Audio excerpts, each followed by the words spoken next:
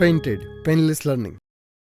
હાલો, ગોપી પોતાના માછલી ઘર માટે દુકાનમાંથી માછલી ખરીદે છે. એટલે ઓલી માછલીની દુકાન હોય ને, ત્યાં સરસ મજાની લાલ લીલી પીળી એવી બધી ન હોય, બરાબર? તો એ માછલી હતી, બરાબર ને? હાલો, પછી દુકાનદાર મોટી ટાંકીમાંથી યાદચ્છિક રીતે માછલી બહાર કાઢે છે. એટલે એક મોટી ટાંકી છે, એની અંદર માછલીઓ છે. ચલાવો મંગલ હકુબા જાદુ કઈ અંદર હાથ નાખીને આમ કાઢે. તેમાંથી બે જ શક્યતા હોવાની.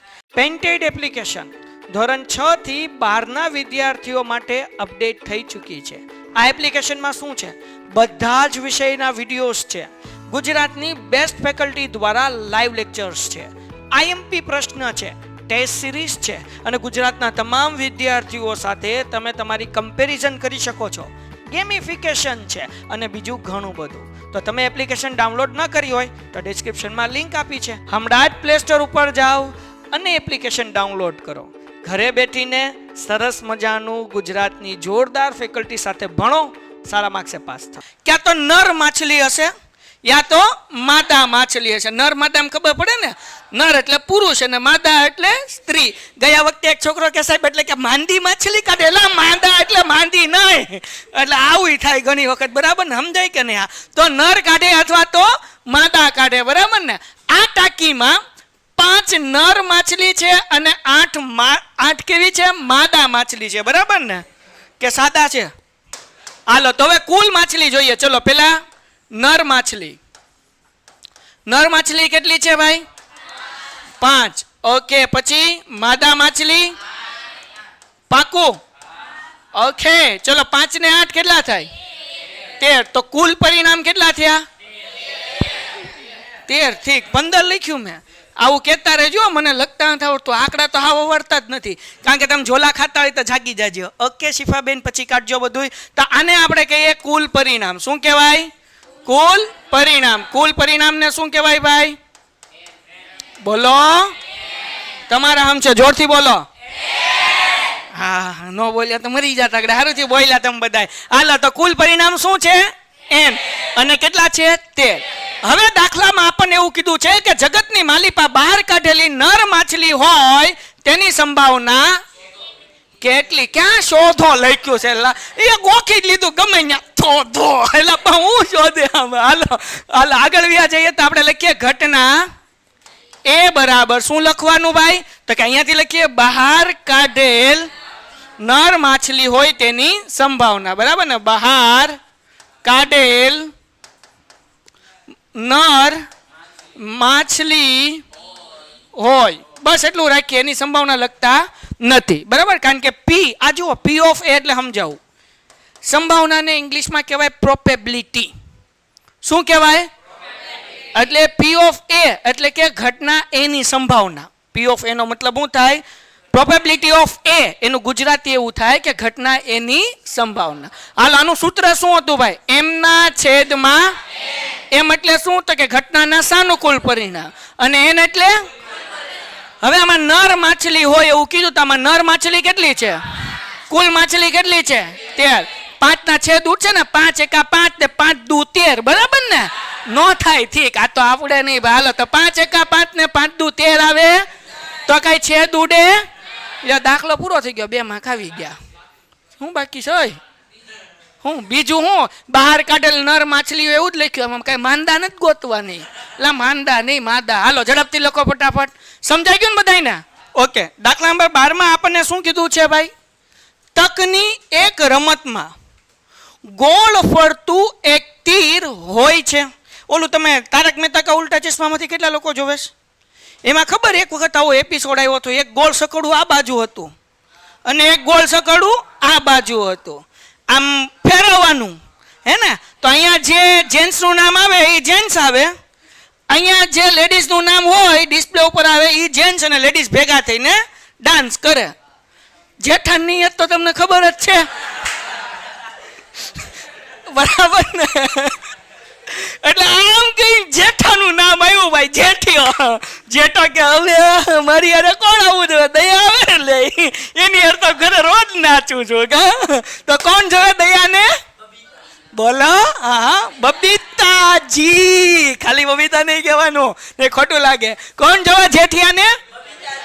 આપણે તારક મહેતામાં કેટલી લેડીઝ છે અહીંયા ધ્યાન એક તો માધવી ભાભી છે, પછી ઓલી રોશન ભાભી, પછી રોશન ભાભી આવી ગયા, સોડી ભાભી, પછી બીજું ઓલા ડોક્ટર ભાભી, મને નામ નથી આવડતું, પછી માધવી, પછી અંજલિ, દયા અને બબીતા. 7 બાયું છે. છો જ છે. ફરીથી ઉભાઈ રહો ભાઈ, કે એક વધી ગયું કોઈ. હાલો 6 રાખો ના પડે. હાલો કેટલી બાયું થાય? 6. હવે જેઠાની હારે બબીતા આવે એની સંભાવના હું? તો કે ભાઈ બબીતા કેટલી છે એમાં? કુલ બાયું કેટલી? તો જેઠા હારે બબીતા આવે એની સંભાવના હું કહેવાય? 1 છેદમાં. બરાબર કે નહીં? તો બસ આવું જ છે, બબીતા જેઠિયા જેવું જ છે. બરાબર ને? કઈ નવું છે નહીં. તો આમ છે ને અહીંયા તીર છે, પણ આ ભાઈ તીર દોડતા ભૂલી ગયેલા છે. સમજાઈ ગયું કે નહીં? એટલે આમ સકડું ફેરાયું ટણ કરતા. તમામ ટોટલ 8 આંકડા છે ને? 1 2 3 4 5 6 7 અને એટલે એવું સમજો કે 8 બાયું છે એવું સમજો. એટલે સમજાવવા તો અહીંયા એકે બાઈ નથી. આ સમજાવવા માટેની વાત છે. તો 8 નંબર છે, એટલે કુલ પરિણામ કેટલા કહેવાય? બોલો મારા હમખાઈ. હાલો તો અહીંયા લખું કુલ પરિણામ બરાબર 8. હાલો ડન થઈ ગયું. પછી આપણે આગળ જઈએ, દાખલામાં વાંચીએ. શું કીધું ભાઈ? તો કે ભાઈ આપણને એક તીર આપેલું છે, એરો આપેલો છે, 1 2 3 4 5 6 7 8 માંથી કોઈ એક સંખ્યા પાસે નિર્દેશ કરતું અટકે છે. હવે આપણને કીધું છે કે આ સમસંભવી પરિણામ છે. એનો મતલબ એવો થાય કે 1 નંબર આવે કે 2 નંબર આવે કે 3 નંબર આવે, બધાય વચ્ચે જગ્યા હરખી છે, એટલે બધાયની આવવાની સંભાવના કેવી છે? સરખી છે. હવે 1 નંબરની એવડું મોટું ખાનું હોય અને 2 નંબરનું એટલેવું હોય, તો 1 નંબરની આવવાની સંભાવના વધારે કહેવાય. સમજાણું? પણ અહીંયા એવું છે, બધાય વચ્ચે જગ્યા કેવી છે? સરખી છે, સમસંભવી છે. હાલો આગળ વ્યા જઈએ. નંબર 1, તે 8 તરફ નિર્દેશ કરે તેની સંભાવના કેટલી? 1. અને કુલ પરિણામ કેટલા છે? 8. આમાંથી આઠડો કેટલી વાર છે? 1 વાર છે. અને કુલ પરિણામ કેટલા છે? એટલે જવાબ શું આવે? 1 છેદમાં. એટલે વાર્તા પૂરી થઈ ગઈ. આમાં ક્યાં કઈ અઘરું છે? કેટલાક તો બી ગયા, હાય હાય 8 છેદમાં 8. કેમ? તો કે 8 આવે તો 8 છેદમાં 8 આવે કે નહીં? મોયુદ્દીન નો આવે. ઠીક, હાલો તો હમણાં બીજું તને પૂછીશ, ચિંતા નહીં કરતા. હાલો ઘટના એ બરાબર શું કીધું ભાઈ? 8 તરફ.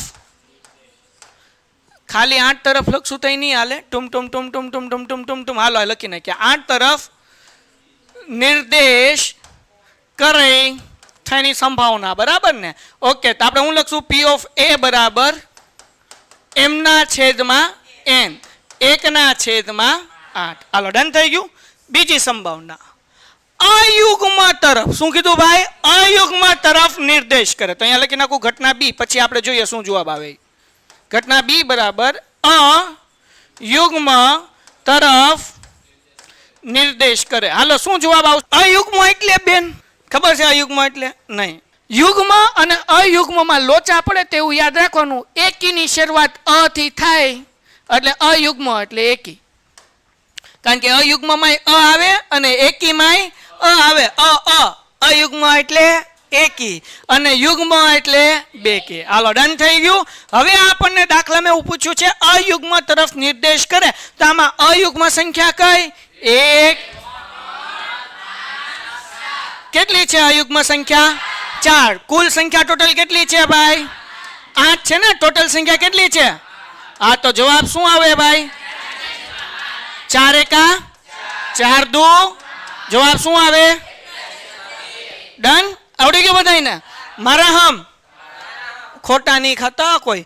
2 કરતા મોટી સંખ્યા તરફ નિર્દેશ કરે. હાલો એનો જવાબ શું આવે કયો ભાઈ? ઘટના C બરાબર 2 કરતા મોટી સંખ્યા તરફ નિર્દેશ કરે. હાલો શું આવશે ભાઈ?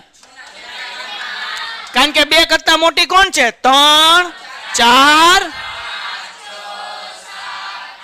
સમજાણું? કેટલી સંખ્યા છે? 6.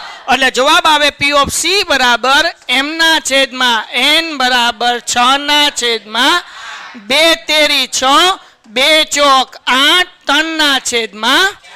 ડન થઈ ગયું? પાકું? હાલો હવે છે કઈ આમાં કે પૂરું થઈ ગયું છે? 9 કરતા નાની સંખ્યા તરફ નિર્દેશ કરે. હાલો મને જવાબ આપો ભાઈ. આવડશે કે નહીં આવડે? હવે પાકું? તો હાથે લખી નાખશો. અહીંયા ખાલી હું જવાબ લખી દઉં છું, બરાબર ને? વાક્ય તમારે લખવાનું. ઘટના ડી બરાબર શું કીધું? 9 કરતા નાની સંખ્યા નિર્દેશ એ લખતા આવડશે ને? તો પી ઓફ ડી બરાબર m ના છેદમાં n. 9 કરતા નાની કઈ? તો કે 1 થી 8 એ 8. બધી 9 કરતા કેવી છે? નાની છે. એટલે 8 ના છેદમાં 8. હાલો, કોઈને કઈ ડાઉટ છે આમાં? તો આ ઉડી જશે. 8 એકા વાર્તા થઈ ગઈ. Painted, Painless Learning.